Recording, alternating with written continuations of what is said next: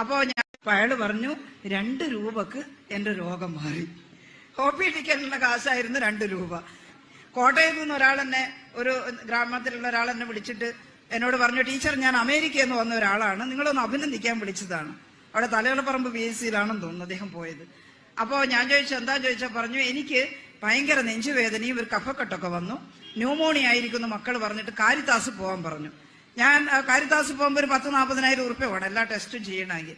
ഞാൻ ഏകദേശം ആ പൈസയൊക്കെ കൊടുക്കാൻ തയ്യാറായി പോകാൻ നോക്കുമ്പോൾ ഇവിടുന്ന് ഒരാൾ പറഞ്ഞു, നിങ്ങൾ ഇവിടുത്തെ PHC-യിലെ ഡോക്ടറെ ഒന്ന് കണ്ടിട്ട് അഭിപ്രായം അറിഞ്ഞിട്ട് പൊയ്ക്കോളൂ.